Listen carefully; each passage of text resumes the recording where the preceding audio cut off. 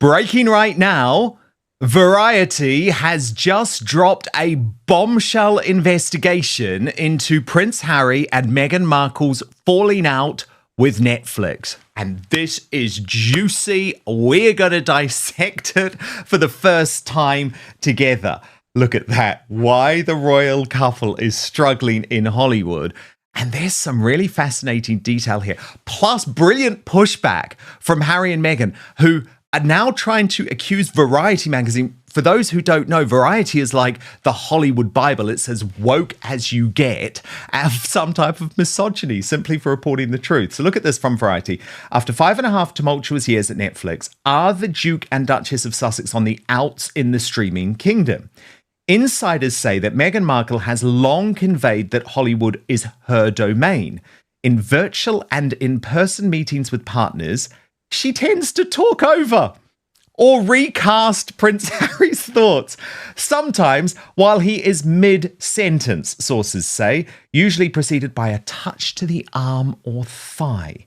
Now, Meghan's lawyer, so they're taking this very seriously, in a letter to Variety, says this assertion, quote, seems calculated to play into the misogynistic characterization of her bossing her husband around. Prince Harry, meanwhile, attests that this is categorically false. So we're going to get into this full bombshell report. Let me bring in my superstar panel, social commentator Leilani Dowding and freedom activist Elizabeth Fox. So this is just hilarious, isn't it, Leilani? Because for such a long time, we've had this sense of Meghan being a nasty control freak behind the scenes, almost treating Prince Harry like he's her little child, you know. Just shut up. I'm going to say what you really think. But for this to be reported in Variety is pretty damning stuff. And of course, she immediately has to run to, it's misogyny.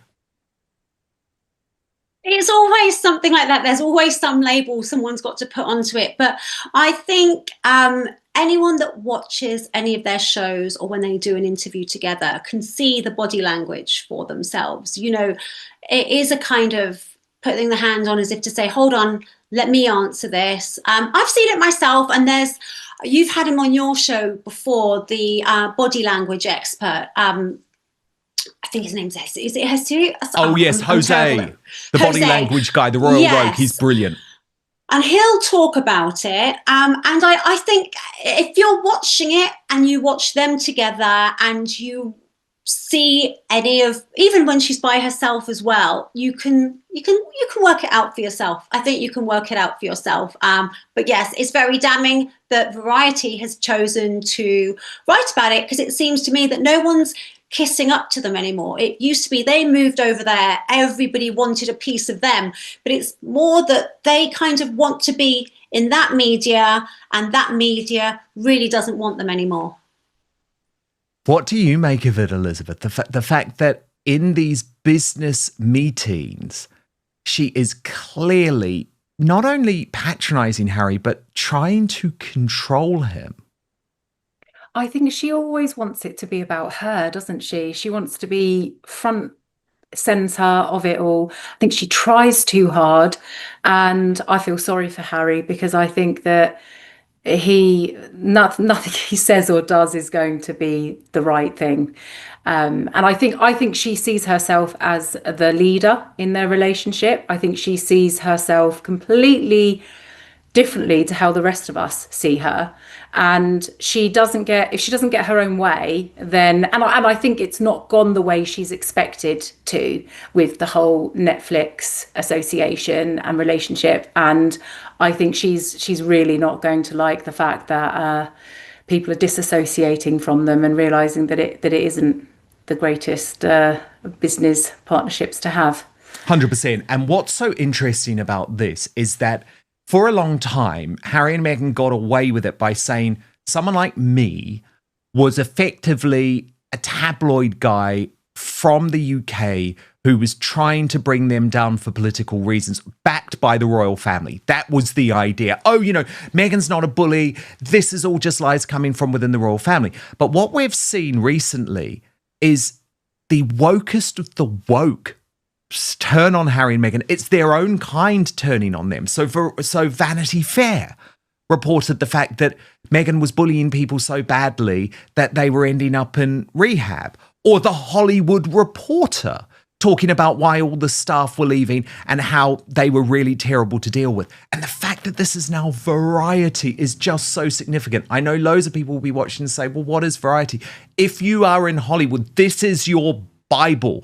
What is said in Variety goes in Hollywood. It's been around since Hollywood began. And I want to take you through this reporting by one of their most senior men, Matt Donnelly. As I say, this has literally just been released, so we're reading this together for the first time.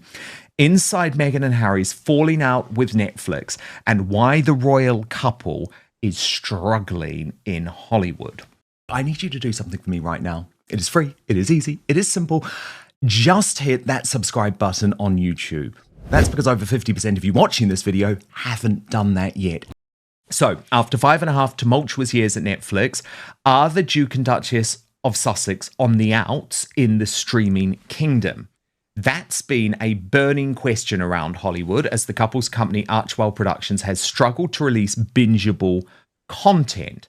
For the past 18 months, it has largely become a vehicle for Meghan Markle's consumer products as ever. Last week's news that Netflix had divested from the lifestyle venture, which the tech giant footed the bill to help build, tossed gasoline on a bonfire of speculation about the health of the relationship between the former royals and their creative home. Variety spoke to 6 well-placed individuals with knowledge of Netflix and the Sussexes who say the union between Meghan, Harry, and the streamer has been far from a fairy tale. The Sussexes' perceived pattern of selling repackaged versions of the same story about their exit from royal life has exhausted Netflix. Their partnership may continue to taper off, and with it, will Meghan and Harry's remaining show business lifeline. Well, this is major. A Netflix insider then going on to tell Variety, the mood in the building is we're done. Their bedside manner has ruffled feathers in meetings, and lackluster ratings for shows like With Love Meghan have led to doubts that e-commerce is the best way for Netflix to stay in business with the couple. A Netflix insider says the ratings for With Love are on par with other lifestyle series. That's to say nothing of Archwell's history of what sources call poor communications in their dealings with the company. Now, 3 insiders, this is really interesting, say Netflix chief Ted Sarandos is fed up with the pair. Now, why that's really fascinating is Meghan, for a long time, tried to form a close relationship with Ted Sarandos, arguably the most powerful man in Hollywood. There she was taking him to a Beyonce concert, and the suggestion was she was able to form this friendship because Ted Sarandos' wife is black. And so they had that same sort of mixed race couple thing going on, and she really used that. But that's what's interesting about this. Sarandos fed up with the pair, who, per 2 sources, have been known to text directly with the co-CEO about their projects, as do many A-listers who work with the streamer. Similarly, Chief Content Officer Bella Bajaria is said to have grown wary of the Sussex Pact. A Netflix spokesperson says it's completely inaccurate that Sarandos and Bajaria have lost faith in the couple. Archwell has been a thoughtful and collaborative partner, says Bajaria. And so what I should tell you here, this is very much how Variety works. So they'll give the juice from the people who are speaking off the record about what's really gone on. Then they'll give like the formal response, which is usually quite nice. So Bajaria says Archwell has been a thoughtful and collaborative partner, and we've really enjoyed working with Harry and Meghan. They're deeply engaged in the storytelling process and bring a unique global perspective that aligns with the kinds of impactful projects our members respond to. Insiders at the streamer say Sarandos and his wife Nicole Avant socialise frequently with Meghan and Harry and are neighbours in the Star Haven of Montecito, California. However, 2 sources insist that Sarandos recently said he would not sit for a call with the Duchess unless a lawyer was present on the line. The sources are unclear if Sarandos was serious or joking. A Netflix spokesperson says it's absolutely inaccurate that Sarandos made the comment. Oh, this is so much fun.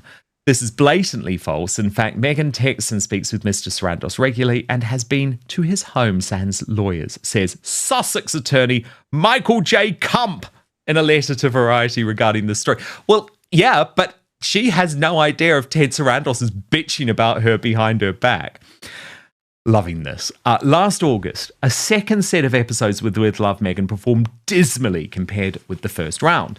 Netflix was sitting on a surplus of as-ever products, including tea and baking mixes, totaling more than $10 million in value, so much so that the company started giving inventory to employees for free, putting the goods on card tables in various office buildings.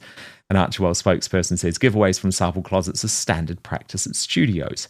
A different Netflix source says the plan was always to spin As Ever back into Archewell's control and that the streamer only intended to assist in its launch.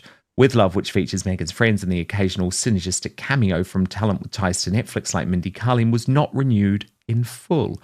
A spokesperson for the Sussexes says With Love Meghan will continue as seasonal specials. Well, I'll believe it when I see it. Yet, according to many people familiar with the matter, Netflix's disenchantment is not a recent phenomenon. At the onset of COVID and their move to the United States in March 2020, the couple made it clear that they planned to build an entertainment empire. They held discussions with every major media company in town, including Disney, Apple, Warner Bros., Discovery, and NBC Universal, as they searched for an overall deal. Content slates and consumer brands were always part of their vision, but the industry was clamouring for one asset in particular, a docuseries featuring never-before-seen footage of Meghan and Harry's Great British Escape, including video of the two on the commercial jet that delivered them to California. David Zaslav, the chief executive of Warner Bros. Discovery, was especially keen to land Harry and Meghan, a source familiar with the executive said of that time. Sarandos swooped in and signed them to an exclusive arrangement over a 5-year term. Reported numbers vary from 30 million to north of 100 million, but two sources pegged the figure at roughly $60 million. Netflix announced the partnership in September 2020 with fanfare. What Netflix didn't expect, according to numerous sources, was the March 2021 blockbuster primetime interview the couple would participate in with Oprah Winfrey.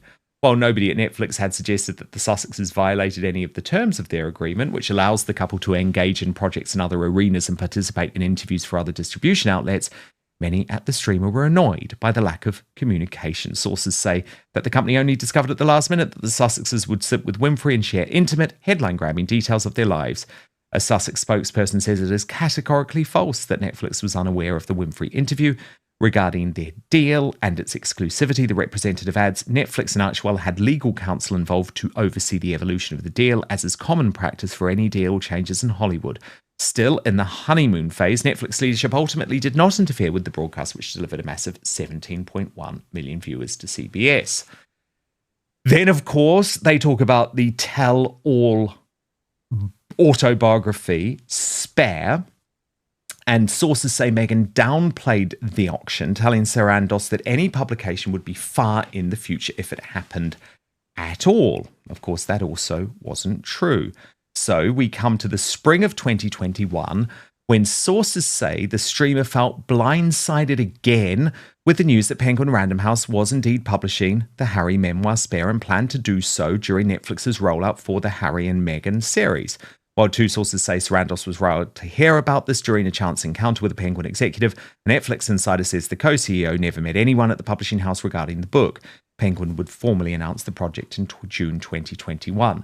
So what's interesting here, and what I'm picking up, is that Harry and Meghan were being paid big bucks, huge bucks, by Netflix and had secured this personal relationship with Ted Sarandos, but then seemed to be doing everything possible to piss Netflix off, which is very, very bizarre.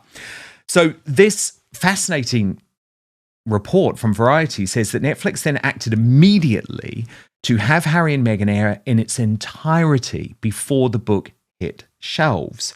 Penguin shifted its release to January 2023, when Spare would become the fastest-selling non-fiction book of all time. Prince Harry earned a reported $40 million from that deal. A Netflix insider said the plan was always to air Harry and Meghan in December 2022, though two sources say plans ultimately changed to get ahead of the memoir. Concurrent to the book release incident, production on Harry and Meghan proved challenging. you can imagine that. There was a director who they split from, and Sarandos then personally appealed to the Oscar nominee Liz Garbus to shepherd the project. She agreed, and the working relationship between Garbus and the couple remained smooth throughout the process until post-production. During the editing of the docuseries, this is juicy, isn't it? Because you remember that docuseries featured some terrible moments for Meghan Markle. Do you remember when she mocked the bow that she had to give for the Queen? Yeah, there it was in that moment. So during the editing of the docuseries, 2 sources say Meghan appealed to Garbus to remove elements from the final cut, saying select interviews and footage would be upsetting to the royal family, especially given that Queen Elizabeth II had died 2 months prior to the series' debut. Internally at Netflix, sources say the feeling among some executives was that the couple's true intention with the request was to ensure Harry's upcoming memoir would contain exclusive news and insight that would satisfy his publisher. A Netflix spokesperson calls this characterization not accurate. 2 other sources with knowledge of the process say Netflix leadership encouraged Garbus to conduct one final interview with the couple to ensure that events discussed in Harry's book would also be covered in the series. Garbus and the couple were strongly advised to deliver Harry and Meghan in a way that maximised the value of the show. They agreed, the sources add. Outside Netflix, parts of the entertainment industry began to sour on the couple. Of course, at that point, they lost their Spotify deal, and Spotify's head of talk strategy, Bill Simmons, famously called the couple fucking grifters. But the ratings were good. So this is where it's interesting. But A-list talent and directors, according to this Variety expose, were hesitant to work with the pair. Perceptions were shifting in the industry and across the US thanks to comments like Simmons and similar remarks from the then UTA CEO Jeremy Zimmer, who says, turns out Meghan Markle was not a great audio talent or necessarily any type of talent. Scripted projects with Netflix, including the animated series Pearl, were scrapped. The Sussexes have not produced a single scripted project in their nearly 6 years at Netflix. Now, she then signed with WME and Ari Emanuel, but within 3 months of Meghan becoming a client, key members of the team assembled to represent her dropped off the account, including Emanuel, which again is very interesting. Netflix also stepped up to help define the post-Harry and Meghan era at Archewell. When Ben Browning departed as production and creative head at Archewell, the streamer showed renewed vigour, and it sounds like they really did hit the ground running, trying to build substantial projects. But sales agents and filmmakers on the ground were not interested in any Archewell investment, 4 sources say. Archewell specifically expressed interest in numerous documentaries. No deals materialized. So basically, people didn't want to work with Harry and Meghan. That's what seems very, very clear by this point. By March 2025, it was clear that Netflix and Archewell had changed direction. With scripted projects failing to materialize, it was time to reconsider the partnership. Prince Harry was not nearly as visible in projects. I think Meghan is underestimated in terms of her influence on culture, Sarandos told Variety last month. So the idea was that they were going to start pushing Meghan Markle. It was time to test Meghan's mettle as an entrepreneur and solo star. However, that didn't really work, did it? Sarandos confirmed that Netflix was a passive partner at that point in this as ever brand, or as Lady Colin Campbell calls it, was never. And yet again, the Sussex's bedside manner was not well received by some inside Netflix. Insiders say that Meghan has long conveyed that Hollywood is her domain. In virtual and in-person meetings with partners, she tends to talk over or recast Prince Harry's thoughts, sometimes while he is mid-sentence, sources say, usually preceded by a touch to the arm or thigh. Meghan's lawyer, Kump, in his letter to Variety, says this assertion seems calculated to play into his misogynistic characterization of her bossing her husband around. Prince Harry, meanwhile, attests that this is categorically false. Meghan also has odd methods of providing feedback, according to 3 sources. She was known to disappear for long periods during Zoom calls, the sources say. Later, Netflix teams like the marketing department would be informed that her absence was due to her being offended by something that was said. But Kump, the lawyer, has hit back and said that Meghan works from home as the mother of young children aged 4 and 6 and often encounters, as many parents who work from home do, children who enter the space unexpectedly during a meeting. Independent of being a parent who works from home, Meghan is also conscious of shielding her team from the distraction of children. Nearly all professionals can attest to needing to turn off the audio or camera during a virtual meeting at some point during many hours of virtual business calls. After the second batch of With Love episodes created, sources say the writing was on the wall, that Netflix was losing faith in the former royals, while news of Netflix's divestment and the brand only hit days ago. Two sources say it had been in the works since last fall. That's when Meghan hired independent brand consultant and creative director Devon Pedswater, who had worked with Gwyneth Paltrow's Goop, signalling to several sources that Netflix had thrown the towel in on Meghan's venture. So there remain these 2 scripted projects in the works, of course, but, and here's the killer line, after half a decade of inconsistent shows, strategic shifts, false starts, and a diminished hold on the popular imagination, are the Sussexes really living the Hollywood dream they imagined? Back to Elizabeth Fox and Lilani Dowding. Lilani, you know how Hollywood works. You spent a long time there. Obviously, there's a lot of coded language in this article, but I would fundamentally say this is Hollywood calling time out on Meghan Markle, right? It's done. I think it is. I think when Variety starts to badmouth you, that they kind of don't want you anymore, it's a sign that it's pretty much over, because they're not going to schmooze. Like, you know, a lot of the publications will schmooze up to people in order they can keep gaining access, keep doing interviews. That appears not to be happening anymore. They don't really care whether they upset her or offend her. They just want to get the truth out there. And there seems to be a lot of history of people not wanting to work with Meghan Markle. And I think as well is that everyone knows and can spot a social climber in Los Angeles and Hollywood, because it's completely and utterly full of them. And sometimes people will play along with it if they feel they can parasite and feed off each other in a mutually beneficial way. But it seems that this isn't going to happen anymore for them. Elizabeth Fox, what did you make of this damning look inside Meghan's relationship with Netflix? I mean, I just think, why would anyone want to be doing business with this woman? Imagine giving someone over $100 million and then they treat you like that. Well, I think they saw her as a bit of a money-making, because I think they thought that because of the publicity that she's had worldwide, and because a lot of people really don't warm towards her, I think they thought, well, it will draw people in to watch her.